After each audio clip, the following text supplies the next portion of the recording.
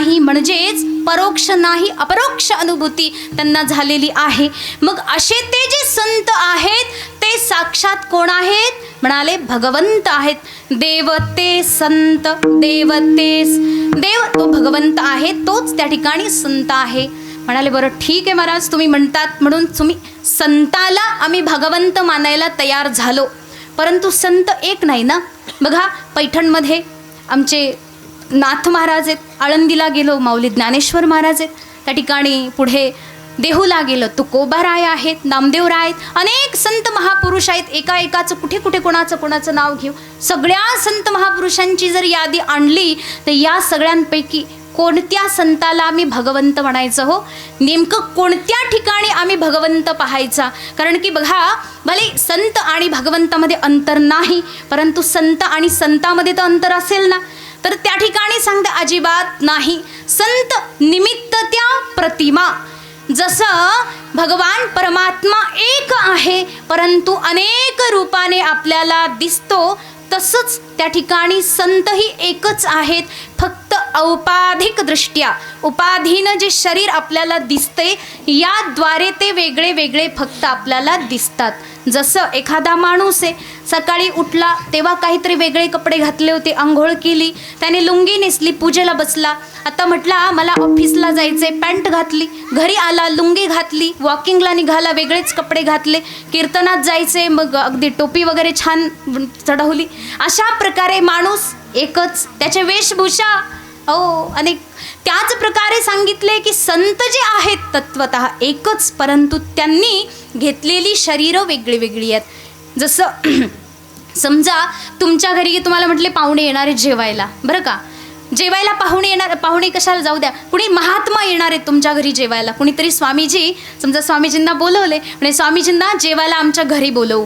बरं ठीक आहे, माता माऊली हो स्वामीजी येतात आमच्या घरी, चला पुरणपोळीचा बेत. आता काय, पुरणपोळी बनवण्याची प्रक्रिया सगळी सुरू. तिकडून फोन आला, स्वामीजी पुरणपोळी खात नाही, पीठ मळून ठेवलं होतं तुम्ही काय म्हणता? अरे बापरे, स्वामीजी पुरणपोळी खात नाही, मग ह्या पिठाचं करायचं काय आता?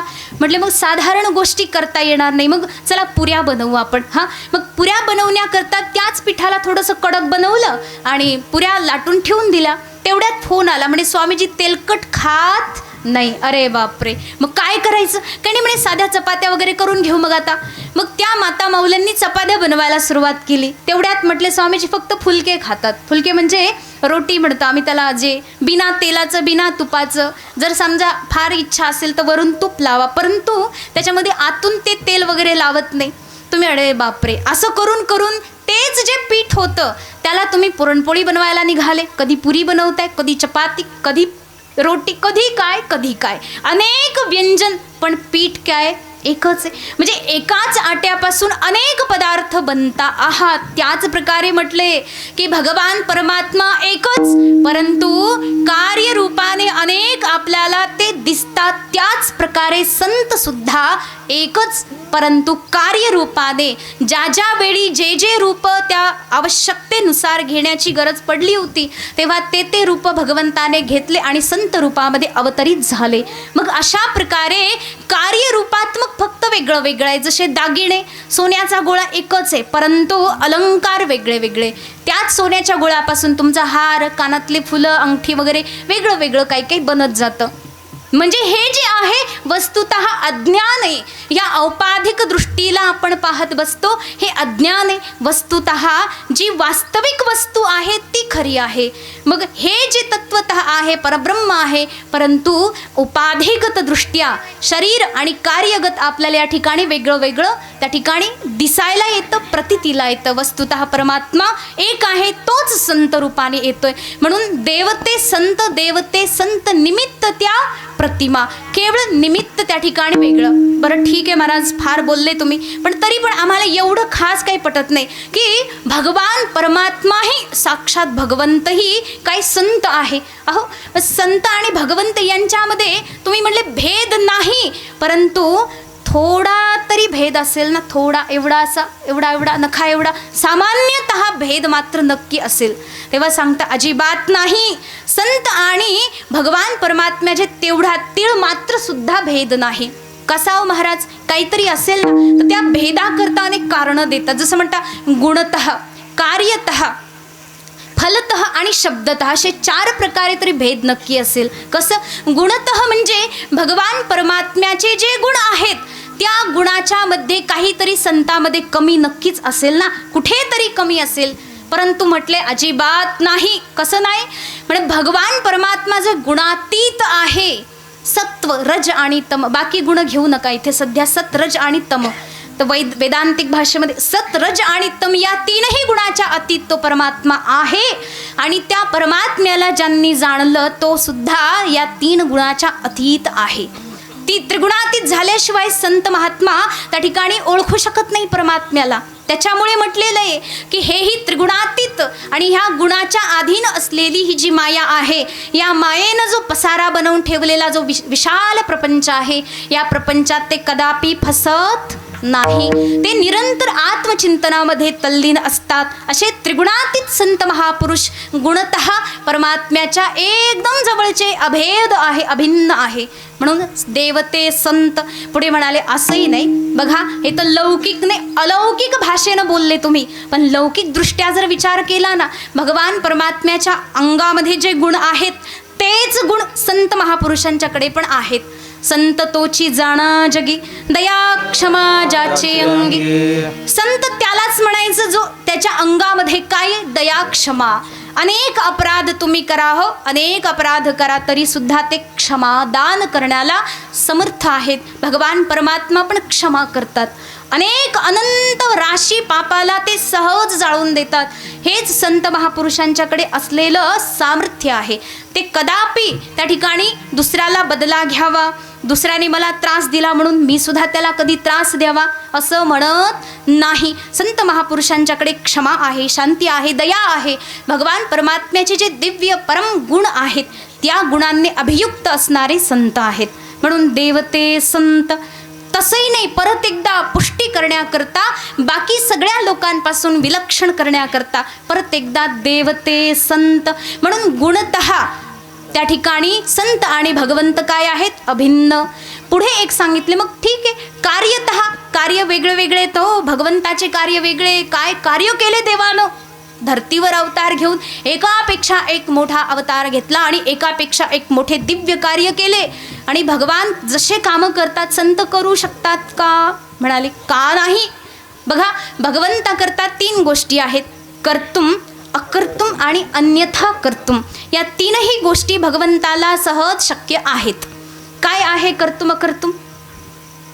तर त्याच्याविषयी सांगितले, कर्तुम म्हणजे जे केलं जाऊ शकतं, म्हणजे आपल्यासारखे सामान्य लोक जी गोष्ट सहजपणे करतात ती गोष्ट सुद्धा भगवान परमात्मा करतात आणि तीच गोष्ट संत महापुरुष सुद्धा करतात. बरं, ही पहिली गोष्ट, जसं जेही काम असतं आपल्या व्यवहारामध्ये. याच्यानंतर अकर्तुम म्हटलंय, जी गोष्ट सामान्य माणसाच्या द्वारे होऊ शकत नाही, जी गोष्ट करण्याकरता सामान्य माणसाचं सामर्थ्य संपून जातं, ती गोष्ट भगवान परमात्मा करून दाखवतात. काय केलं म्हणतात बघा, 5-6 दिवसाचे बालकृष्ण होते, पुतनेला मारलं. सामान्य माणसाला शक्य आहे? भगवान परमात्माने 1 लाथ मारली, शकटासुराला मारलं. सामान्य माणूस करू शकतो? तृणावर्ताला हवेत उडवून तिथे आकाशातच मारून टाकलं. सामान्य माणूस करू शकतो? अनेक उदाहरणं आहेत. कालिय नागावर भगवान परमात्मा सुंदर प्रकारे तांडव नृत्य करतात. हे काम आपल्याला शक्य आहे का? आत्ता जर एवढ्यात एखादा कुठून आला तर सगळ्यांची अगदी ते जसं सुळसुळ पळतं आपलंही तशी सैरा वैरा धावपळ. आपल्यासारखे माणसं या सगळ्या अद्भुत गोष्टींना, चमत्काराला, पराक्रमाला करू शकत नाही. तेच भगवान परमात्मा करतात. मग म्हटले संत करतात का असं काही? म्हणाले का नाही. उदाहरणं घ्या तुम्ही. संत महापुरुषांच्या जीवनपटलाला वाचा कधी. जसं हे जे संप्रदाय आहे, आदिनाथ गुरु, सकळ सिद्धांचा, मच्छिंद्रतयाचा मुख्य शिष्य, याचे आधारस्तंभ असणारे त्या ठिकाणी ज्ञानदेव महाराज जे सांगतायत ना, त्यांनी हे संपूर्ण ज्ञानाचा, या संप्रदायाचा अद्भुत प्रकारे प्रचार केला. या संपूर्ण संप्रदायाला आधार बनून त्या ठिकाणी त्या ठिकाणी संपूर्ण स्वतःला झिजवून जे आत्मस्वरूपाचं ज्ञान समाजापर्यंत आणलं, या संप्रदायाच्या माध्यमातून त्या संत महापुरुषांचे एक एक उदाहरणं उचला. माऊली ज्ञानोबा राय त्यांनी असं अकर्तून कार्य केलं. काय आहे? चालविली जड भिंती हरली कायाची भ्रांती, मोक्ष मार्गाची सांगाती हो ज्ञानोबा माझा, मोक्ष मार्गाची सांगाती हो ज्ञानोबा माझा. चालविली जड भिंती हरली कायाची भ्रांती, मोक्ष मार्गाची सांगाती हो ज्ञानोबा माझा, मोक्ष मार्गाची सांगाती हो ज्ञानोबा माझा.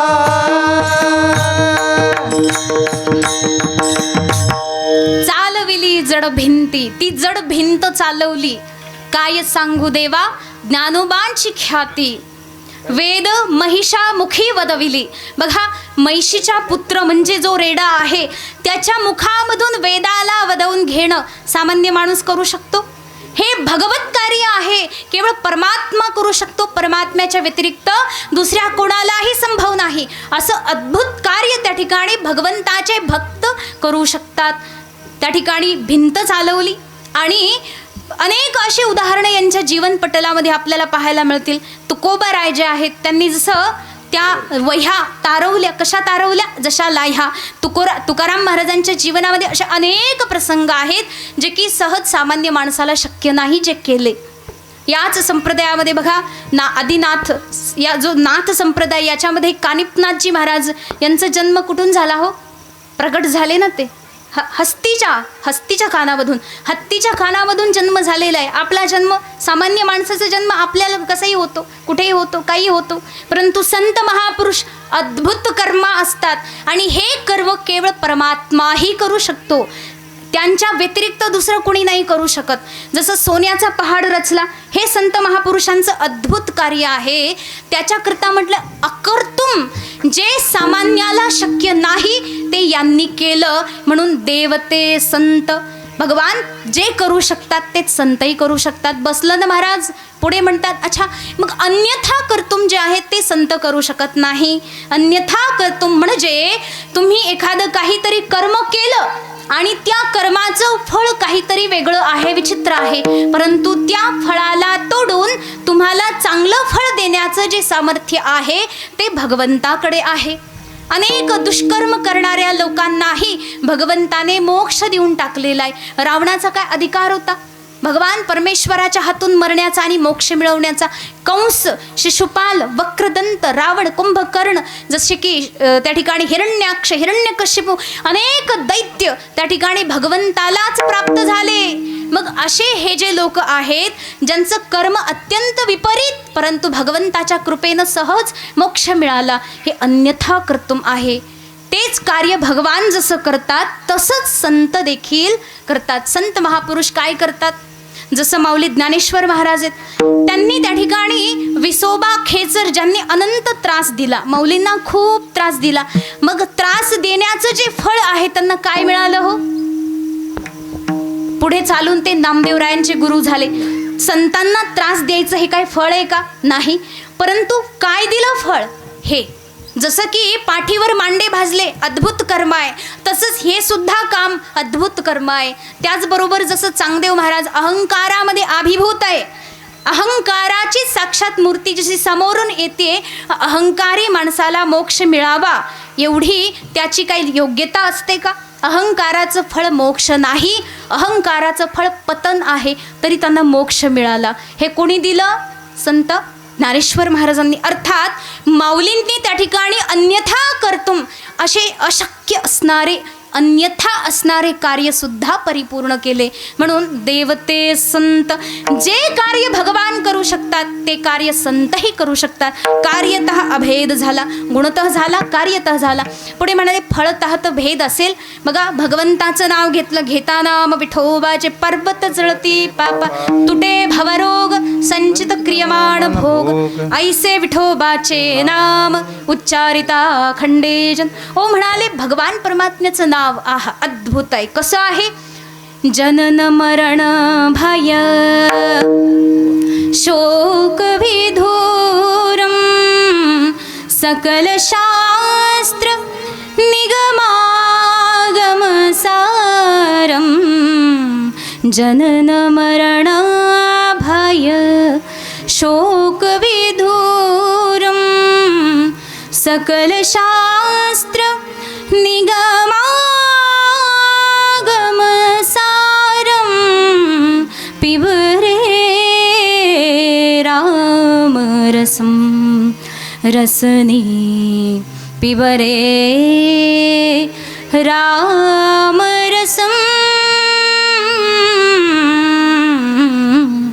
पिबरे राम रसम.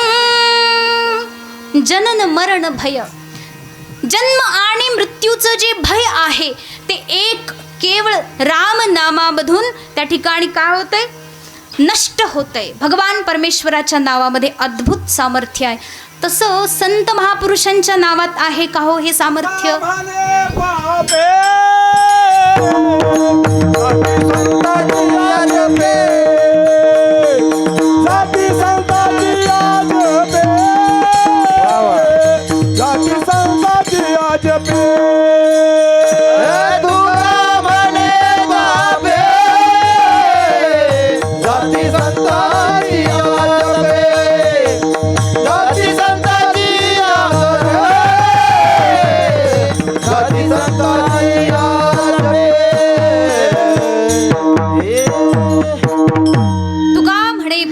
जाती संताची जपे. वा, त्या ठिकाणी पाप नष्ट होऊन जाते. काय म्हणाले? पुण्यवंत व्हावे घेता सज्जनाची नावे, निघे माझी वाचा तुटी महालाभ फुकासाठी. हा लाभ जो आहे तो महान आहे आणि फुकट मिळतोय. म्हणून त्या संत महापुरुषांचं नाव घ्या जेणेकरून पुण्य मिळतील. अनंत राशी पुण्य तुमच्या पदरात पडेल. ते अत्यंत पुण्य प्रदान करणारं असं नाम आहे. आणि एवढंच नाही,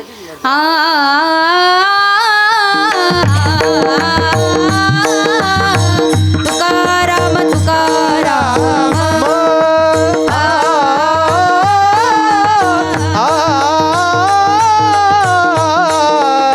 तुकाराम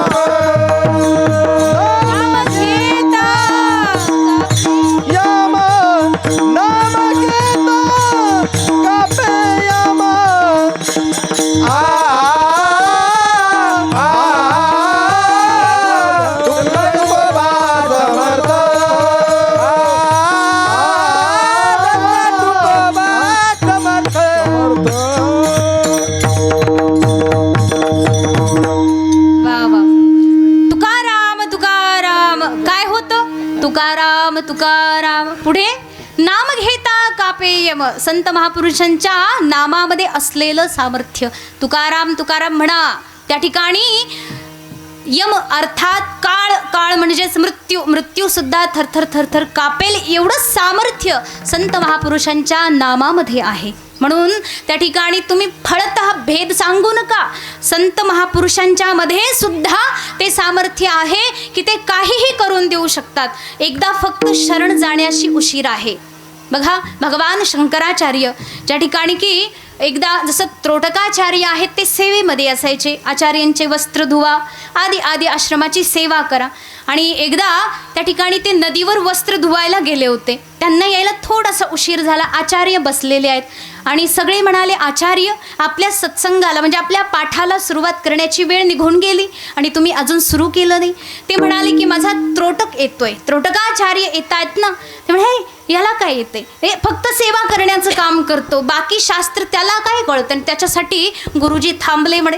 त्या ठिकाणी असं जेव्हा शिष्य लोकांच्याकडून ऐकण्यात आलं, आता शंकराचार्य भगवान काय करतात, त्रोटकाचार्यांना बोलवतायत. स्वतःची गादी आहे ती रिक्त करतायत, आपल्या शिष्याला म्हणजे त्रोटकाचार्यांना बसवतायत आणि म्हणतात आजचा जो पाठ आहे कोण घेईल, माझा त्रोटक घेईल. भगवान शंकराचार्यांनी डोक्यावर हात ठेवला आणि संपूर्ण शास्त्र कंठस्थ झालं. हे काय कार्य आहे, अद्भुत असं कार्य जे की संत महात्मे सहजपणे करून पुढे जातात.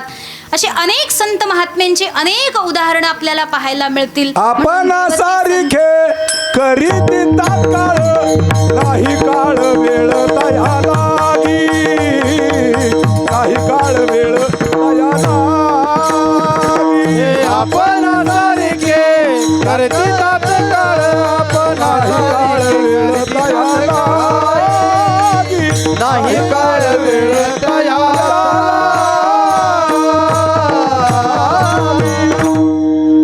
सारिखे करीती तत्काळ. तत्काळ बरं का, उशीर लागत नाही. हे आपल्याला शेवटी ऐकायला मिळेल, या अभंगाच्या शेवटी सांगितलेलं आहे. म्हणून म्हणतात देवते संत काही फरक नाही, कार्य तर फरक नाही, फळत सुद्धाही फरक नाही. मग म्हणे शब्दतः फरक असेल, शब्दामध्ये अंतर असेल तर तेही म्हणतात अजिबात नाही. शब्दतः म्हणजे संत महापुरुषांच्या वाणीमध्ये जी प्रभुत्व आहे तेच शास्त्र आहे आणि ते शास्त्र म्हणजे वेद जो अपौरुषेय आहे तो वेदच त्या ठिकाणी काय आहे, साक्षात भगवान परमात्मा आहे. या संपूर्ण सृष्टीची रचना करण्याकरता भगवान परमात्मा वेद रूपाने सर्वात पहिले प्रगट झाले आणि तेच वेद आज तागायत आपली सर्वांची रक्षा करतात. आपल्या सनातन संस्कृतीचा जो मूळ पाया आहे ते म्हणजे वेद आणि या वेदाला कोणीही रचलेलं नाही. त्या ठिकाणी व्यासदेवांना श्रेय देतात कारण की वेद एक होता. भगवान वेदव्यासांनी अधिकारानुसार त्याचे 4 भाग केले, ऋग यजु साम अथर्व, आणि त्यांच्या शाखा बनवून आपल्या शिष्यांना वाटल्या. म्हणून महर्षी वेदव्यास ते सुद्धा भगवान परमात्म्याचाच अवतार आहे. म्हणून म्हटलेलं आहे की भगवान परमात्म्याने स्वतः वेद रूपामध्ये वेदमूर्ती बनून अवतार धारण केला आणि आपल्या सर्वांचं रक्षण करतात. ते सर्व वेद ऋषी महर्षींनी काय केले, आपल्या अंतःकरणामध्ये समाधी योगातून जाणले. योग साधना ही अत्यंत अद्भुत गोष्ट आहे. बघा हे जे एक नाथ संप्रदाय जो आहे याच्यामध्ये योग साधनेला अत्यंत प्राधान्य आहे. जसे हटप्रदीपिका, घेरंड संहिता आणि असे अनेक ग्रंथ आहेत ज्या ग्रंथामध्ये नाथ संप्रदाय विशेष अद्भुत ज्ञान दिलेलं आहे. याच्यामध्ये योग साधनेला विशेष महत्त्व आहे. योग जो आहे अनेक प्रकारे जसं मुद्रा, बंध आदी लावून त्या ठिकाणी आपल्या आतमध्ये असलेली जी कुंडलिनी शक्ती आहे, षटचक्र जे आहेत मूलाधारापासून तर सहस्रासार चक्रापर्यंत षटचक्राला भेदन करण्याची अप्रतिम अशी शक्ती या योगाद्वारेच आपल्याला प्राप्त होते. त्या ठिकाणी अष्टांग योग जी साधना आहे या संप्रदायामध्ये दिली जाते. म्हणून अत्यंत अद्भुत या ठिकाणी हे सामर्थ्य आहे आणि त्याच योगाद्वारे हे जे मंत्र आहेत ते अंतःकरणामध्ये प्रगट होतात. म्हणून संत महापुरुषांना काय म्हणतात, ऋषयम मंत्रद्रष्टारः, मंत्राला पाहणारे तो ऋषीमुनी आहेत. म्हणून अशा प्रकारे भगवान परमात्मा आणि संत महापुरुषांच्या मध्ये काहीतरी फरक पाहिला आहे का? देवते संत, देवते संत निमित्त त्या प्रतिम, हरी तैसा हरीचे दास. भगवान परमात्मा जसा तसे त्या ठिकाणी त्याचे दास.